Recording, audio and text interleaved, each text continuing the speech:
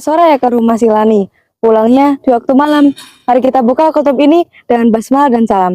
Bismillahirrahmanirrahim. Assalamualaikum warahmatullahi wabarakatuh.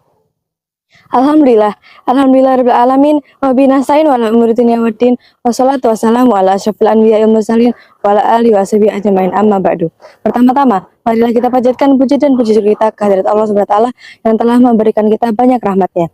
Kedua, salawat serta salam senantiasa kita aturkan kepada junjungan kita Nabi Muhammad SAW yang telah membawa kita dari zaman jahiliyah menuju zaman Islamiyah seperti saat ini.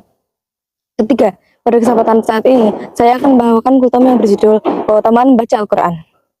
Teman-teman sekalian, Al-Quran bagi umat Islam merupakan petunjuk hidup dan obat hati manusia. Oleh karena itu, kita harus nantiasa menjadikan Al-Quran sebagai petunjuk hidup agar tetap berada di jalan Allah SWT.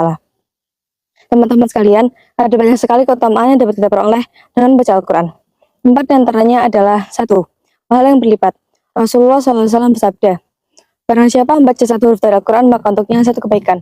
Dan 1 kebaikan itu dilipat gandakan dengan 10 kali lipat. Saya tidak mengatakan alif lam mim 1 huruf dan mim 1 huruf.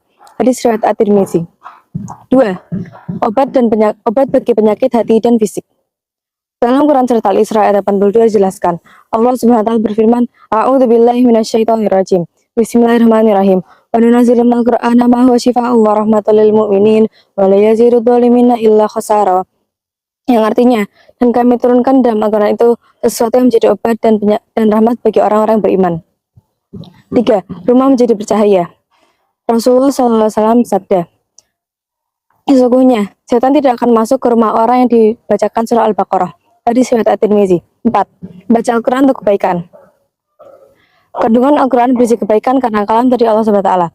Bagi orang-orang yang belajar dan baca Al-Quran dengan lancar, tidak lancar maupun terbata-bata, namun masih melanjutkan bacaannya meskipun dengan keterbatasannya, sesungguhnya ia akan mendapatkan 2 kebaikan berupa 2 pahala, yakni pahala yang pertama sebab membaca, dan pahala yang kedua sebab susah payah mampu ia lawan demi membaca Al-Quran. Pergi ke pasar membeli buah ceri, pulangnya membawa buah mangga. Baca Al-Quran tiap hari agar bisa menggapai surga. Teman-teman sekalian, mari kita semua baca Al-Quran dengan rutin, sebelum sholat, setelah sholat, dan kapanpun waktu kita manfaatkanlah untuk membaca Al-Quran. Dan jangan lupa ya, baca Al-Quran juga harus dengan hati yang tulus, seperti kata Imam Al-Haddad, yaitu bacalah Al-Quran tiap hari dengan hati yang tulus dan rendah diri. Karena hanya dengan itu kita dapat merasakan kehadirannya di setiap ayat yang kita baca. Pisau diasah untuk bertani, bawa ke ladang naik pedati. Selesai sudah kutub ini, semoga bisa membawa arti. Terima kasih atas segala perhatiannya. Nun walau kalau masturun, wastabiqul khairat. Wassalamualaikum warahmatullahi wabarakatuh.